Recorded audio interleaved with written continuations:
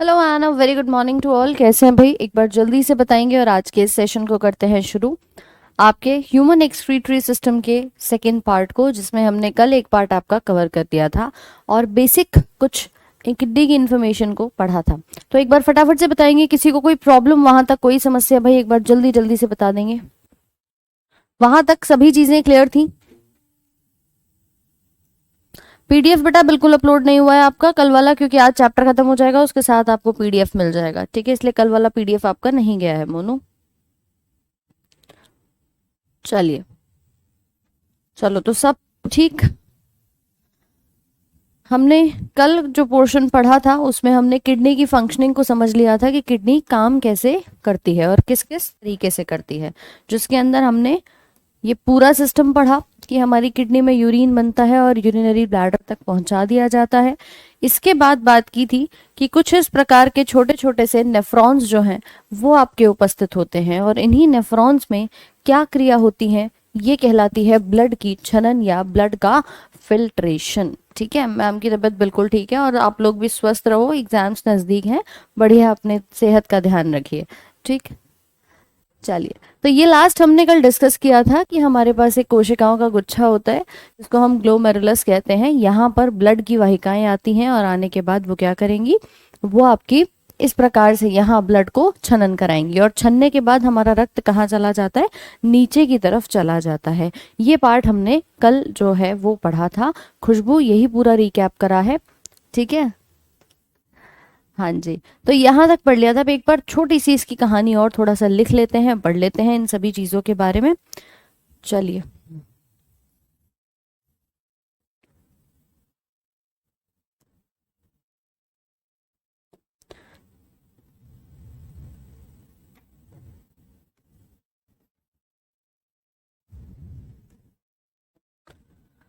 देखो भाई, नेफ्रॉन की कहानी कही थी, और नेफ्रॉन जो होते हैं उसके बारे में लिखेंगे कि ये हमारी किडनी का संरचनात्मक और क्रियात्मक भाग है, यानी स्ट्रक्चरल और फंक्शनल यूनिट कहा जाता है। जैसे आपको पता है कि इसे बेसिक यूनिट ऑफ किडनी भी कहते हैं। ठीक है, कल ये सब कुछ हमने डिस्कस कर लिया था, इसको नोट कर लेना एक बार फटाफट से। हमारी हर किडनी में कितने हैं, मिलियंस की संख्या में नेफ्रॉन्स हैं, और ये क्या कराते हैं, ये ब्लड का छनन कराते हैं। देखो, छानने की विधि अलग है। सुना है ना कि हमारे फेफड़े जो हैं वो प्योरीफाई करते हैं, कार्बन डाइऑक्साइड और ऑक्सीजन में एक्सचेंज कराते हैं, लेकिन यहाँ पर आपका जो छनन का भाग है वो देखा जाता है किडनी के द्वारा। तो आप लिख सकते हैं, it helps in the filtration of blood. तो नोट करो फटाफट से नेफ्रॉन के बारे में।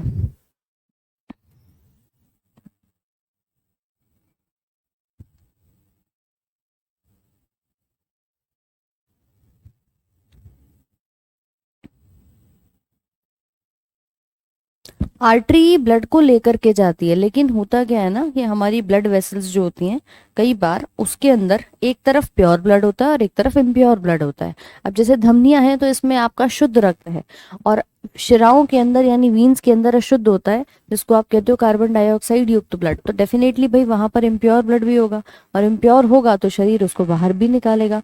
ठीक है,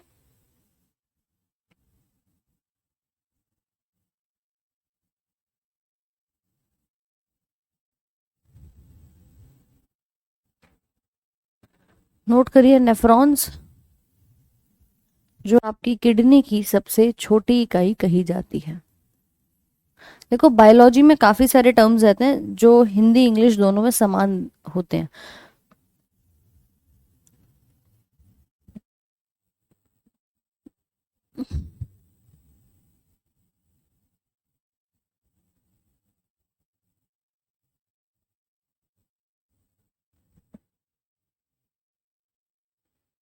लिख लिया सभी ने? तो ये आपके रक्त के छनन में क्या करती है, मदद करती है, और इसी के अंदर आती है हमारी धमनी। कोई बात नहीं, जिसने नहीं लिखा है लिख लो एक बार।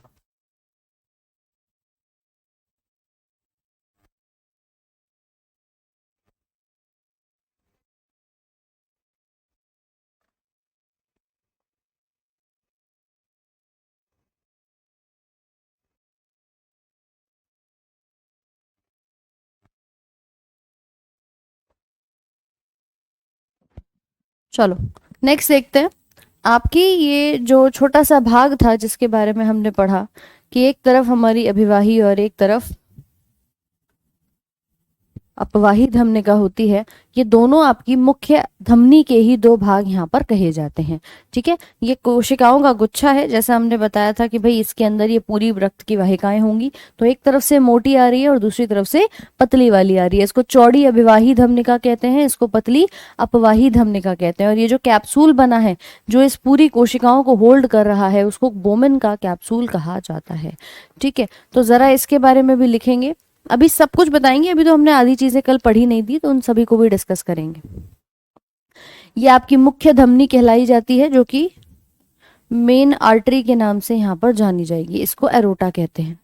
ठीक है, मुख्य धमनी होती है हमारे शरीर की महाधमनी, जिसको एरोटा कहा जाता है। और यही एरोटा दो भागों में बटी होती है, एफेरेंट आर्टीरियोल यानी अभिवाही धमनिका, धमनी का छोटा भाग होता है धमनिका जो कि मोटी है, और अपवाही धमनिका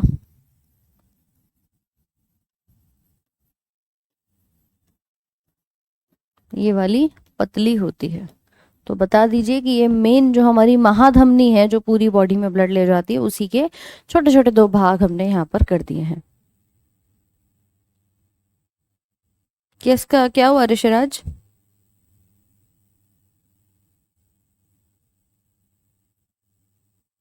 फिल्ट्रेशन में किडनी और नेफ्रॉन्स होगा तो क्या चूज करेंगे? फिल्ट्रेशन के लिए आपका किडनी ही आएगा या नेफ्रॉन्स आएगा? दोनों आते हैं तो आप सिंपली उसके अंदर नेफ्रॉन्स लगा सकते हैं क्योंकि उसी भाग में हो रहा है। अब तुमसे कहा जाए कि भाई तुम इंडिया में रहते हो या यूपी में रहते हो, तो डेफिनेटली आप बताएंगे ना यूपी में रहता हूँ, इंडिया में तो बहुत सारी और भी चीजें हैं, तो इसीलिए थोड़ा सा अकॉर्डिंगली काम करेंगे। ठीक है संदीप, देखते हैं इसको एक बार। लिख लिया भाई, मेन आर्टरी के दो भाग अभिवाही और अपवाही धमनिका कहे जाते हैं। अब इस नेफ्रॉन के कुछ हिस्से होते हैं जिसको हम यहाँ पर जरा लिख लेते हैं कि भाई हमने पढ़ा था, पहला ग्लोमेरुलस है, ये वाला जो गुच्छा होता है, फिर आता है ये बोमन का कैप्सूल, फिर ये जो हिस्सा आप देख रहे हो इसको कहते हैं पीसीटी, जिसको हमने कल नाम लिखा था पीसीटी। पीसीटी का मतलब होता है प्रोक्सिमल ट्यूब्यूल, इसको कॉन्व्यूलेटेड ट्यूब्यूल भी कहते हैं, तो पीसीटी बन जाता है। फिर ये जो लूप घूम रहा है ना, इसको लूप ऑफ हेनले कहते हैं। उसके बाद आता है ये पीछे, डिस्टल वर्ड पीछे के लिए आता है, तो इसको कहा जाता है डिस्टल कॉन्व्यूलेटेड ट्यूब्यूल, डीसीटी, और लास्ट में बन जाती है कलेक्टिंग डक्ट। तो ये सारे के सारे भाग मिलकर के कल हमने डिस्कस किया था कि इनको कहा जाता है आपका नेफ्रॉन। तो नेफ्रॉन के लिए लिख लीजिए, it includes all these parts.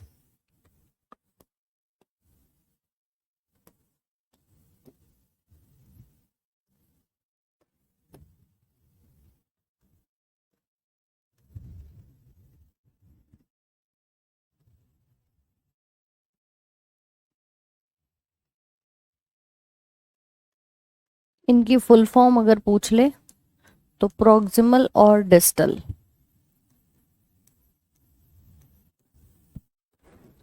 Nephron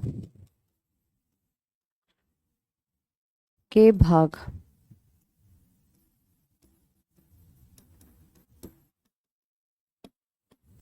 पहला लिखिएगा इसके अंदर कोशिका गुच्छ बोमेन कैप्सूल।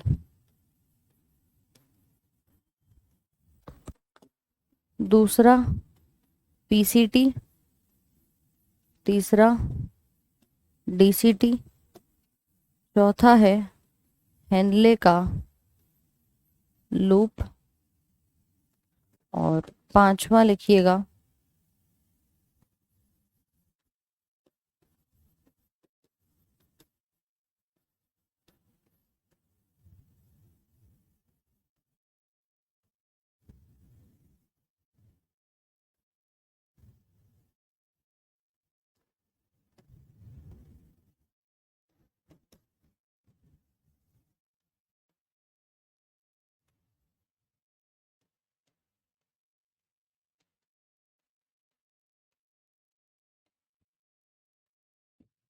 लिखो, नोट करो भाई, हिंदी इंग्लिश दोनों में लिख सकते हैं।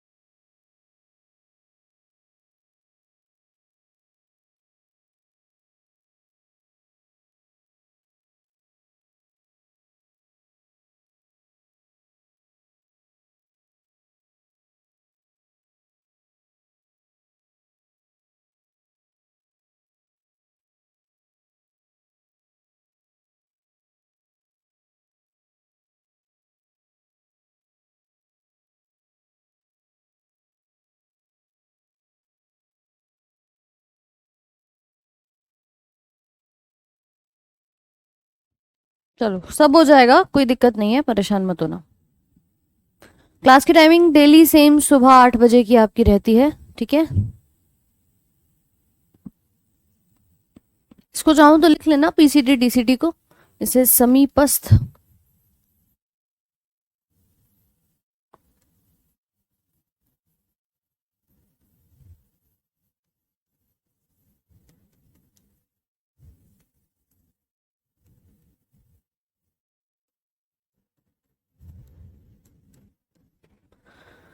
ठीक है, लिख लिया सभी ने। चलो, अब आते हैं अगला।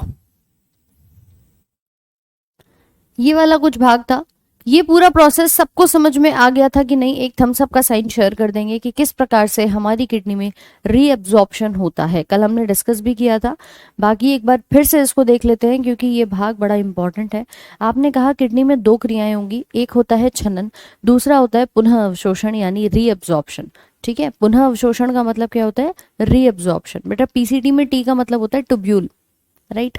अब्जॉर्प्शन कहाँ होता है? तो जैसा हमने कल डिस्कस किया था कि मैम ब्लड आएगा, आया तो यहाँ पर छना, छनने के बाद यहाँ से जो लिक्विड है वो तो हमारा पास ऑन होना शुरू हो जाएगा कि भाई ये ब्लू वाली जो आपकी पाइप दिखाई दे रही है, इस ब्लू वाली पाइप में जो भी लिक्विड बना होगा ये हमारा आना शुरू हो जाता है।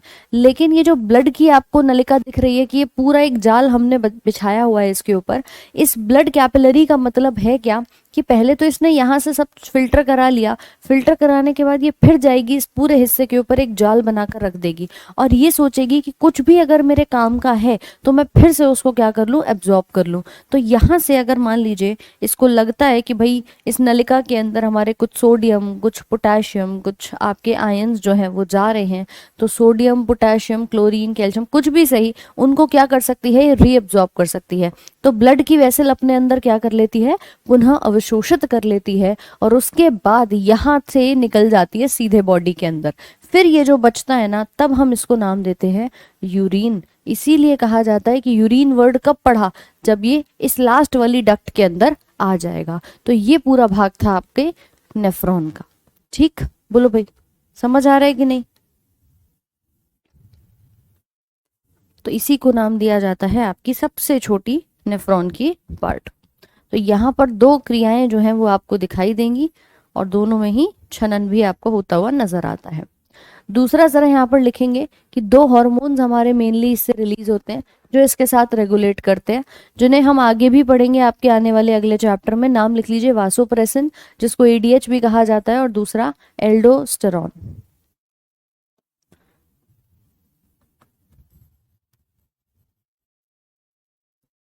वासोप्रेसिन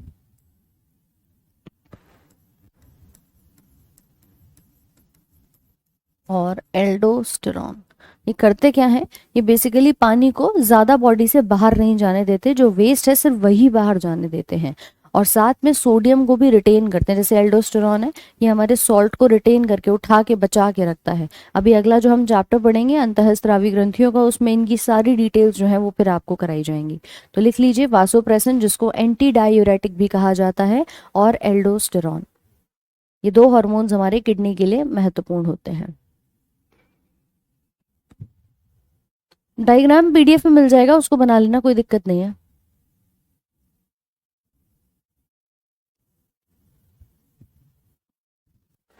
चलो लिख लिया सभी ने। तो ये दो हार्मोन होते हैं,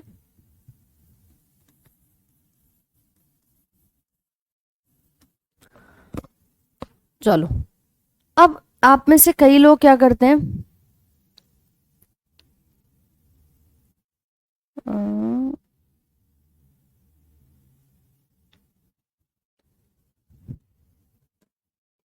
एक नाम लिखेंगे यहाँ पर, ग्लोमेरुलस फिल्ट्रेशन रेट, GFR, यानी ग्लोमेरुलस का निस्पंदन दर।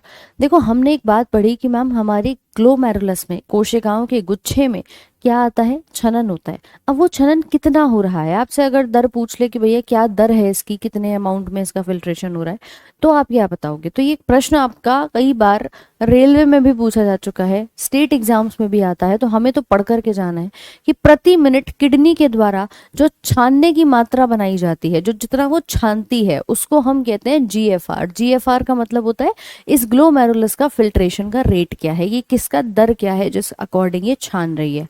तो आपसे अगर प्रश्न आता है तो देखो, मिलीलीटर में 125 मिलीलीटर प्रति मिनट, 180 लीटर प्रति दिन, या 7.5 लीटर प्रति घंटा। तो ये आप बता सकते हो कि ये तीनों आपके मिनट में, दिन में और घंटे में, ये तीनों इसकी वैल्यू है कि एक घंटे में लगभग 7.5 लीटर जो ब्लड है वो ये फिल्टर कर देती है।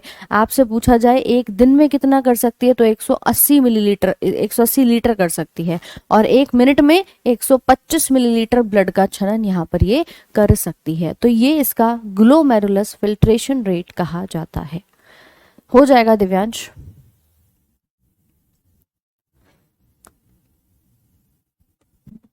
ठीक है, नोट करिए से, ग्लोमेरुलस यानी कोशिका गुच्छ की निस्पंदन दर, जिसे फिल्ट्रेशन रेट के नाम से जाना जाता है।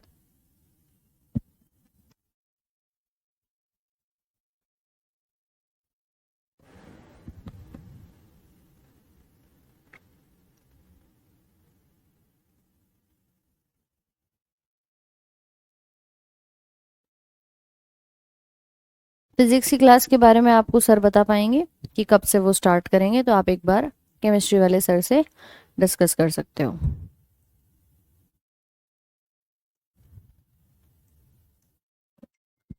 ठीक है,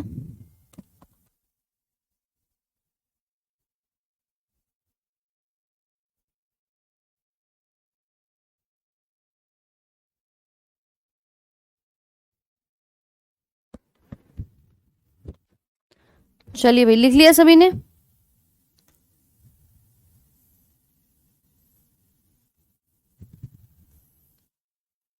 नेक्स्ट बात करेंगे यूरिन के बारे में, कि हमारे यूरिन जो बनता है इसकी वॉल्यूम कितना है। तो आप बता सकते हैं कि देखिए, यूरिन ना कभी भी फिक्स नहीं होता। अप्रोक्सीमेटली हम बात करें तो 1 से 1.5 लीटर तक बनता है भाई। ऑन एन एवरेज आप देखोगे कि एक दिन में 1 से 1.5 लीटर मूत्र की मात्रा बन जाती है। बट ये निर्भर करती है कि हमारी बॉडी में पानी कितना पिया जा रहा है, फ्लूइड कितना हम कंज्यूम कर रहे हैं। मान लीजिए कि आप यहाँ पर बहुत ज़्यादा मात्रा में फ्लूइड का इंटेक कर रहे हो, तो आपका यूरिन भी ज़्यादा बनेगा। और अगर कम पी रहे हो, पानी नहीं पी रहे हो, दिन में 1-2 ग्लास पी रहे हो, तो फिर यूरिन कहाँ से बनेगा मैम। ठीक है, यूनिट ऑफ किडनी नेफ्रॉन को कहते हैं। यही तो था जो मैम सारा कुछ पढ़ा है अभी। तो लिखिए इसे, कि it depends upon fluid intake, ये 1 से 2 लीटर तक आपका देखा जाता है, बाकी आपके तरल पदार्थ के सेवन पे निर्भर करता है। इसका पीएच मान 6 होता है, और इसकी जो स्पेसिफिक ग्रेविटी है, जो घनत्व इसका हम देखते हैं यहाँ पर, विशिष्ट गुरुत्व, वो 1.01 टू 1.03 देखा जाता है। लिखिए भाई।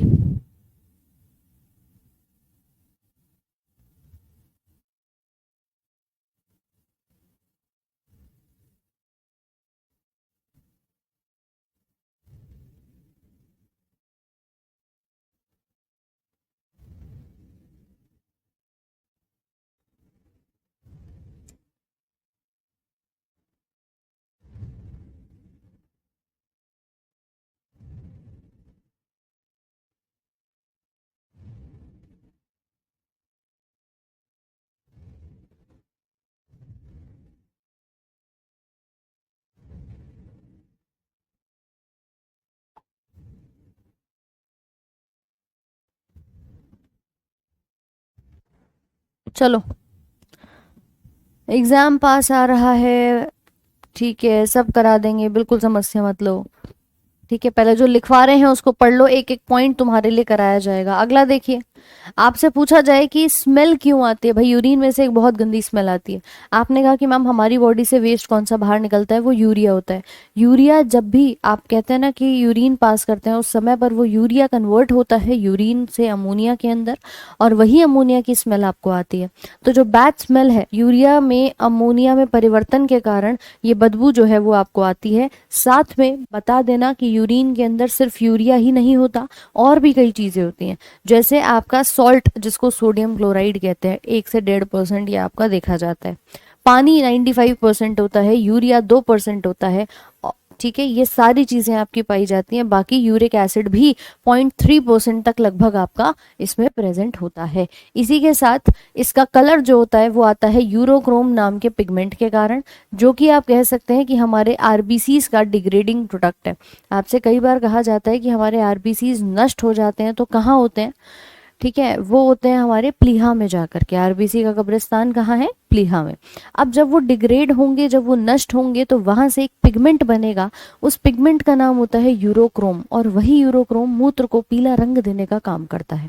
तो आप लिख सकते हो यहाँ पे कि ये आरबीसीज के डिग्रेडिंग प्रोडक्ट के कारण, अपघटन पदार्थ के कारण बनता है।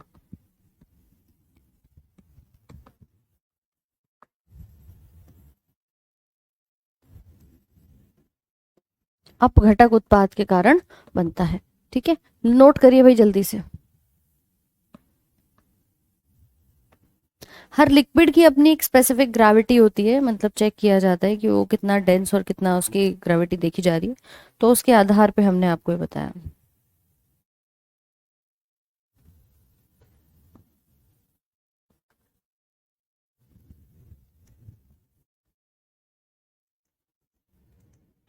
लिखो भाई फटाफट से।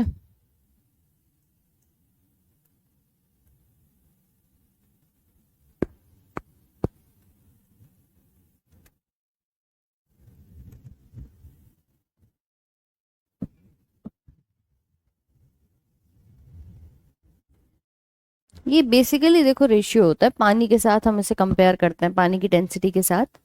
तो स्पेसिफिक ग्रेविटी कह लो, रिलेटिव ग्रेविटी कह लो, बात एक ही है। डायमेंशंस इसकी कुछ होती नहीं है। जो भी पदार्थ आप ले रहे हो उसका एक रेशियो पानी के साथ, जो हम स्पेसिफिक टेम्परेचर प्रेशर पे निकालते हैं, वो आपका कहा जाता है। ठीक है, इसका एक फॉर्मूला भी आपने पढ़ा होगा, density of object by density of water. ठीक है, विशिष्ट गुरुत्व।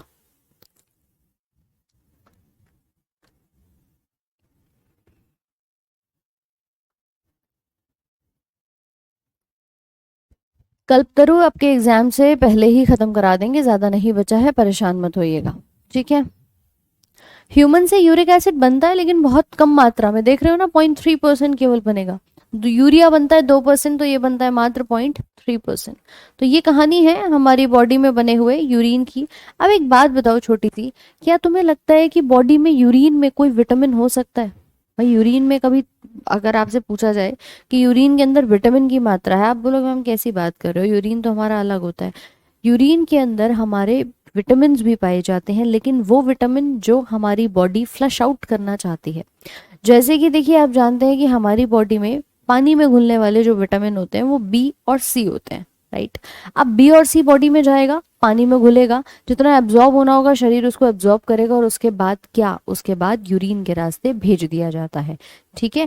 तो इस प्रकार की क्रिया को कहते हैं कि हमारे बी और सी पानी में घुलने वाले हैं, इसीलिए पानी में घुलकर बॉडी से बाहर निकल जाते हैं, क्योंकि शरीर को जितनी आवश्यकता है वो उतना ही कंज्यूम करता है। तो आपने कहा इन सारे पॉइंट्स के बारे में, तो एक पॉइंट और लिख लेना कि हमारे जो नॉर्मल व्यक्ति, सामान्य व्यक्ति के मूत्र में पानी में घुलनशील विटामिन, जिसको हम विटामिन सी और विटामिन बी कहते हैं, ये बहुत ही कम मात्रा में होते हैं, लेकिन हाँ होते हैं, ठीक है। ये दोनों भी पाए जाते हैं। बाकी इसके अंदर आप ये नहीं कह सकते कि कोई प्रोटीन या ब्लड के एलिमेंट्स हैं, है ना, इसमें कोई प्रोटीन या ब्लड के एलिमेंट्स नहीं पाए जाते, केवल यूरिन के अंदर ये विटामिन मिलेंगे। बाकी पानी, प्रोटीन, चाय, अल्कोहल, कॉफी, नमक, इनके सेवन से भी मूत्र के उत्पादन में वृद्धि हो जाती है। सबका इनटेक अलग अलग कहा जाता है। हाँ शिवम, सारी क्लासेस का टाइम टेबल जो है वो आप लोगों को रिस्पेक्टिवली इसी एप्लीकेशन पे मिल जाएगा। बाकी मेरी क्लास आपकी डेली सुबह होती है, और कल इंडिपेंडेंस डे है, कल क्लास आपकी नहीं होगी, मैं पहले ही बता दूं, ठीक है। कल आप लोगों के लिए मैराथन भी है, सुबह 8 बजे से 11 बजे तक। तो कल आपके आरजी स्टेट एग्जाम पर मैं आप लोगों के लिए एक मैराथन लेकर के आ रही हूँ। जिन भी स्टूडेंट्स का रेलवे और यूपी पुलिस भर्ती का एग्जाम है उनके लिए है, आप लोग ज्वाइन कर सकते हो। सुबह 8 से 11 मेरा वाला जो बायो का पार्ट रहेगा वो आपका होगा आरजी स्टेट एग्जाम पे कल सुबह, इसलिए कल आपकी एप्लीकेशन वाली क्लास जो है वो नहीं होगी, ठीक है भाई।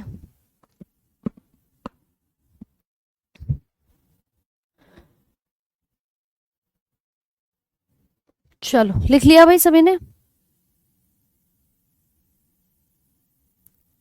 देखो कोई भी कैप्सूल तुम्हें खाना है, चाहे विटामिन डी का खाना है, विटामिन ई का खाना है, पहले पता करो डॉक्टर से कि बॉडी में टेस्ट करा के आपके रिपोर्ट्स चल के आ रही हैं, आपकी मात्रा है कितनी बॉडी में। लोग क्या करते हैं, जो पथरी वाला केस होता है, लोगों को पता तो होता नहीं, जोड़ों में दर्द है, गए मार्केट से कैल्शियम की गोलियां उठाई, खानी शुरू कर दी। आप नहीं जानते कि गोली कैसे खानी है, कितनी खानी है, शरीर में कितना कैल्शियम ऑलरेडी है या कितना कम है।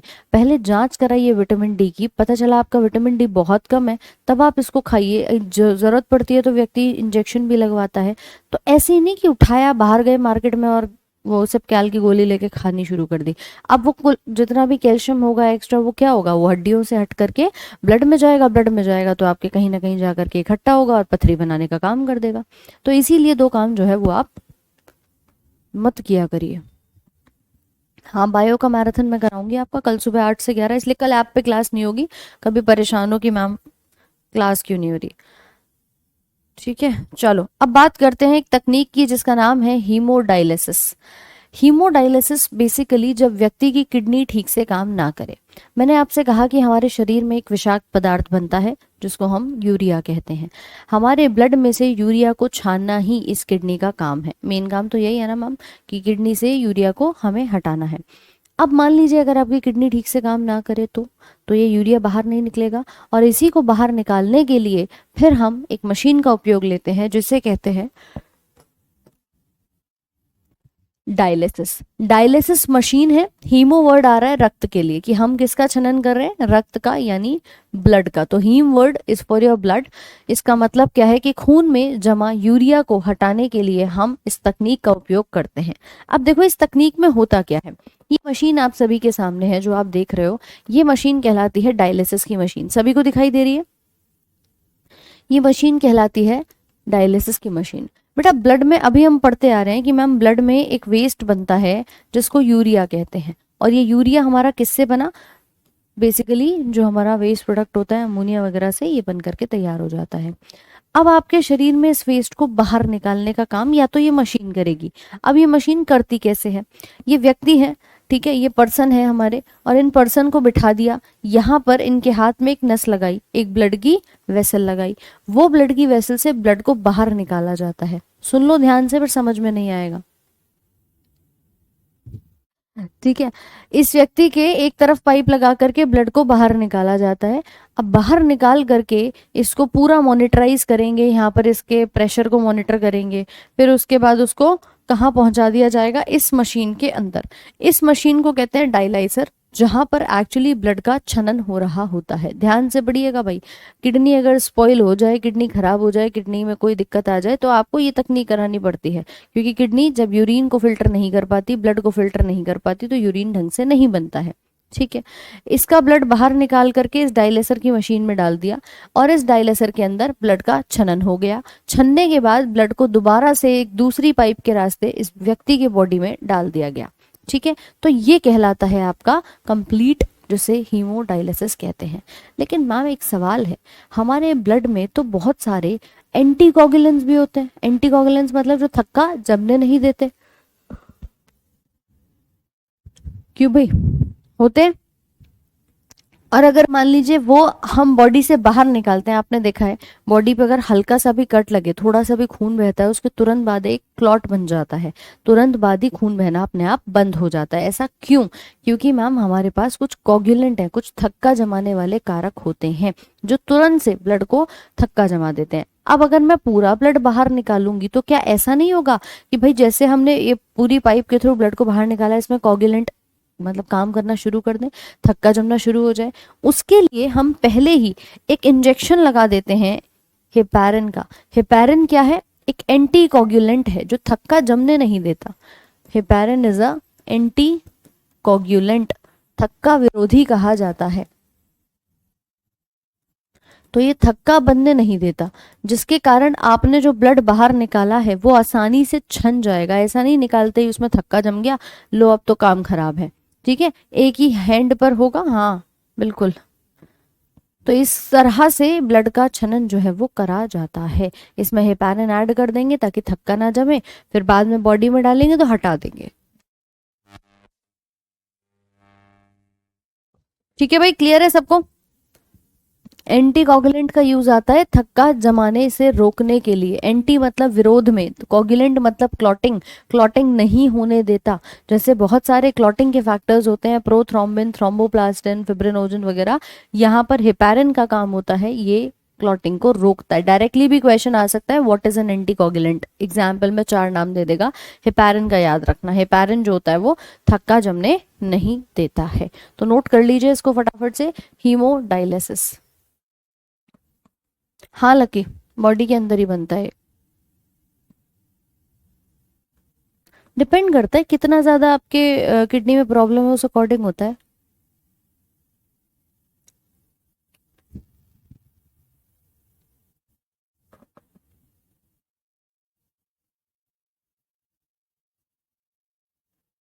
नहीं संभव, नेफ्रॉन के पार्ट्स के बारे में डिटेल में नहीं पढ़ना, इतना नहीं आता हमारे एग्जाम में।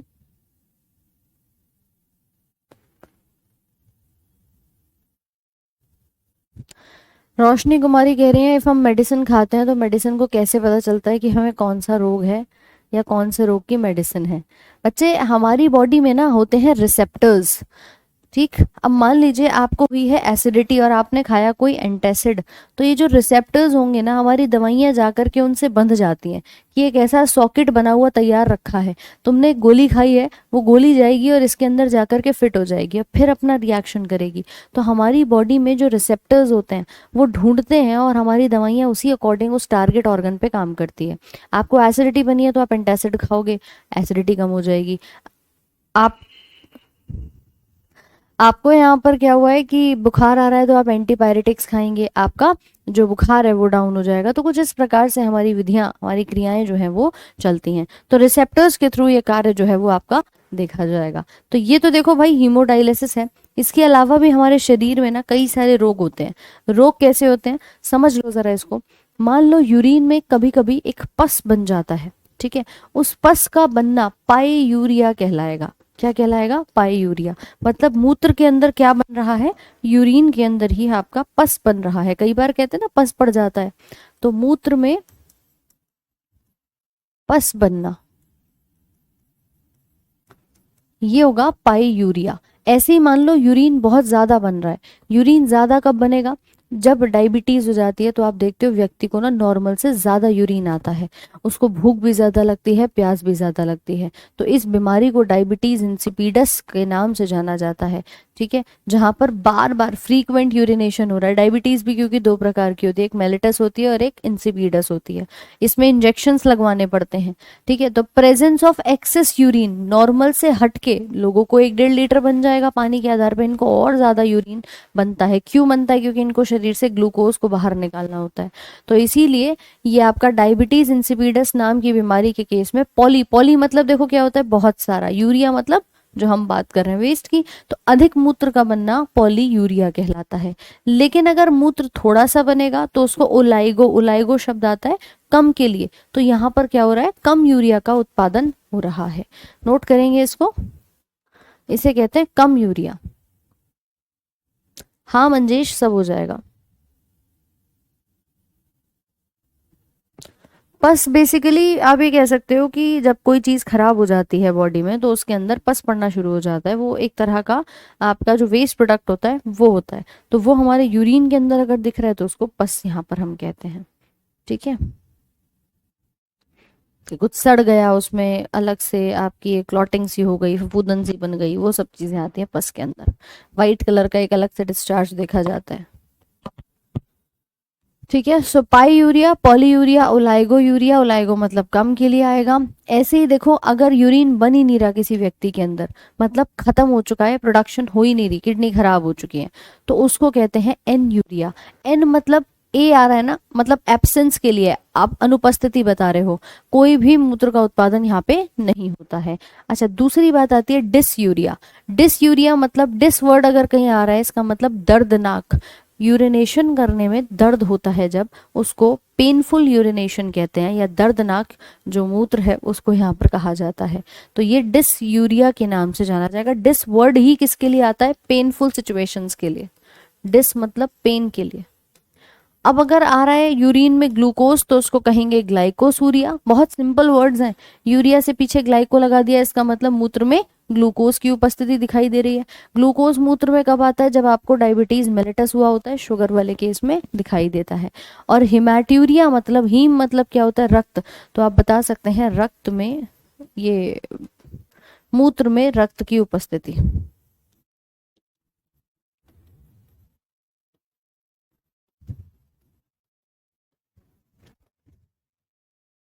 ठीक है, जब यूरिन के साथ साथ ब्लड भी आना शुरू हो जाए तो उसको कहा जाता है। हाँ प्रियांशी, कोई खराब हो जाता है ना, जब कभी हम अंदर कहते हैं कि कोई ऑर्गन खराब हो गया तो वहां से पस बनना शुरू हो जाता है, कभी देखा होगा। इन्फेक्शन जो होता है उसको हम यहाँ पर कहते हैं। तो वो आपका वाइट कलर का पस दिखाई देता है। करेक्ट। तो एन मतलब नहीं बन रहा, डिस मतलब दर्दनाक है, ग्लाइकोज मतलब ग्लूकोज आ रहा है, हिमैटो यूरिया मतलब हीम यानी ब्लड आ रहा है। क्लियर है?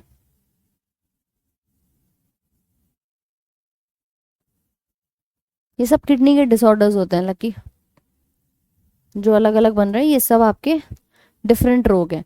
अब मान लो कहीं गांठें हो जाएं, जिसको सिस्ट कहते हैं, देखो इधर, तो सिस्टाइटिस का नाम आता है। सिस्टाइटिस मतलब क्या होता है कि आपका जो यूरिनरी ब्लैडर है उसमें गांठें बन गई हैं, उसमें इन्फेक्शन हो गया है, जो ब्लैडर यूरिन को इकट्ठा करता है, जिस कारणवश यूरिन को पास करते टाइम पर क्या होगा? दर्द होना शुरू होगा, एक खुजली होगी, एक जलन होनी शुरू हो जाती है। तो इसको हम नाम देते हैं कि बार बार पेशाब आना और जलन की वजह से मूत्राशय में सूजन आ जाती है, उसको सिस्टाइटिस कहा जाता है। और इसी प्रकार से अगर किडनी में गांठें बन जाएं, जिसे हम कहते हैं कि स्टोन्स बन जाते हैं, तो स्टोन बनते हैं कि जब आपका यूरिक एसिड जो एक वेस्ट है, अगर वो बहुत ज्यादा मात्रा में बन रहा है, तो यूरिक एसिड हो, कैल्शियम ऑक्जेलेट हो, ये जाकर के हमारी किडनी में इकट्ठा हो जाते हैं और फिर यही आपके गुर्दे की पथरी का कारण बनते हैं। और एक बात और याद रखना, ये गुर्दे में जो पथरी बनती है, ये मान लीजिए गुर्दे हैं, तो यहाँ से जो मूत्र नलिका निकलती है इसमें जाकर के अटक जाते हैं ये जितने भी आपके स्टोन्स होते हैं। ठीक है, तो ये कहलाते हैं रीनल स्टोन्स। अनीता गौतम कह रही है मैम आप कभी लाफ नहीं करते हैं तो हैं। बेटा इतना सीरियस टॉपिक चल रहा है, अब बताओ तुम ये चाहते हो कि मैम हंसते हंसते तुम्हें बताएं कि बेटा बताओ किडनी में स्टोन्स बन गए हैं, है ना, कितनी हंसी की बात है, कितनी खुशी की बात है। जहाँ होती है वहां पर हंसा भी जाता है, लेकिन जब टॉपिक चल रहा है तो सीरियस थोड़ा सा समझ लो उसको, ठीक है। हाँ, ये किडनी के अंदर ही स्टोन्स होते हैं जो आपके सीधे जा करके यूरिनरी, ये जो यूरेटर्स होती हैं हमारी मूत्र नलिकाएं, उसमें जा करके बैठ जाते हैं, तो उसे नाम दिया जाता है आपका रीनल स्टोन्स। कैल्शियम ऑक्सलेट के मेनली बनते हुए नजर आते हैं। क्लियर भाई, सभी को समझ आ रहा है कि नहीं आ रहा? यूरिन का पता कैसे चलेगा कि ग्लूकोज में यूरिन है? अच्छा, यूरिन में ग्लूकोज है। बेसिकली चांदनी देखिए, जो आप पूछ रहे हैं ना, आपके वो डायबिटीज है उसके अलग अलग सिम्टम्स भी आते हैं, तो आप टेस्ट कराएंगे तो पता चल जाएगा। बाकी एक बहुत कॉमन सिम्टम जो लोग देख पाते हैं जिनको डायबिटीज होती है ना, और जब वो यूरिनेट करते हैं, अगर वो फ्लश ना करें, पानी वहां पर दोबारा ना चलाएं, तो फिर आप देखते हो वहां पे चींटियां आनी शुरू हो जाती हैं, और ग्लूकोज पे बहुत जल्दी चींटियां आती हैं। तो ये भी एक सिम्टम होता है, बहुत छोटी और माइनर सी एक पहचान होती है। बाकी तो टेस्टिंग होती है, आपके ब्लड की टेस्टिंग होगी तो उसमें पता चल जाएगा कि आपको ग्लूकोज में आ रहा है या नहीं आ रहा। ठीक, चलो नेक्स्ट लिख लो एक बार। हमारे यूरिन में कुछ और भी वेस्ट बन सकते हैं, जैसे एल्ब्यूमिन प्रोटीन। जो एल्ब्यूमिन नाम के प्रोटीन होते हैं, अगर डायरेक्टली यही बॉडी से बाहर निकलने लग जाए तो इसको एल्ब्यूमिनेरिया कहते हैं, ठीक है। कीटोन्यूरिया का मतलब क्या होता है कि हमारे मूत्र में सेकेंड इसको लिखना, शरीर के सामने कीटोन बॉडी की उपस्थिति। तो कीटोन भी क्या है, एक प्रकार का वेस्ट है, तो आप लिख सकते हो मूत्र में शरीर के कीटोन की उपस्थिति देखी जा रही है, तो कीटोन यूरिया कहते हैं। और अगर यूरिया इकट्ठा हो गया है ब्लड में तो यूरेमिया कहा जाता है। इससे गाउट, गठिया, ये समस्याएं भी आनी शुरू हो जाती हैं, ठीक है। तो ये बहुत सारे अलग अलग डिसऑर्डर्स हैं, रोग हैं, जो आपके शरीर में आपकी किडनी के खराब होने के कारण बनते हुए नजर आएंगे आपको, राइट। तो भाई ये था आपका पूरा चैप्टर किडनी से संबंधित, यानी आपके नेफ्रॉन से और किडनी से संबंधित।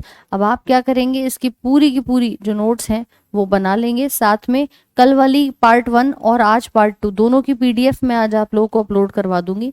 कल तो करवाई ही नहीं थी क्योंकि आज आपका ये चैप्टर खत्म हो जाएगा, तो एक साथ ही आप लोगों की जो पीडीएफ है वो आपको मिल जाएगी।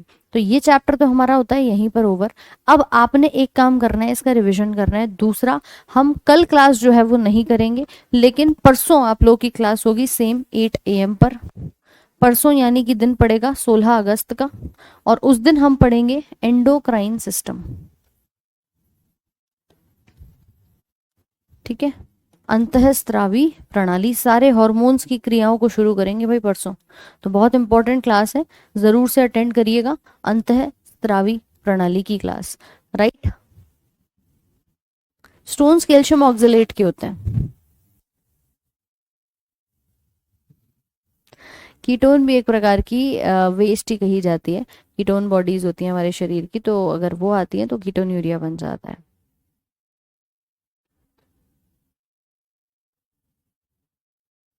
चलिए, तो समझ आया सभी को? जल्दी से बताओ एक बार। अब एक बार आज इसे पढ़ लेना, कोई भी डाउट रहता है तो हमने जो लास्ट क्लासेस आपकी की हैं उसका डाउट सेशन इस बार सैटरडे को रख लेंगे। आप लोगों का जो भी रहेगा तो आप मुझे फ्राइडे को यानी 16 अगस्त वाली क्लास में बता देना। अगर कुछ भी डाउट रहता है तो will conduct a doubt session on 17th अगस्त यानी सैटरडे को, ओके। कोई बात नहीं अनीता, प्रैक्टिस शीट भी मिल जाएगी, जी हाँ।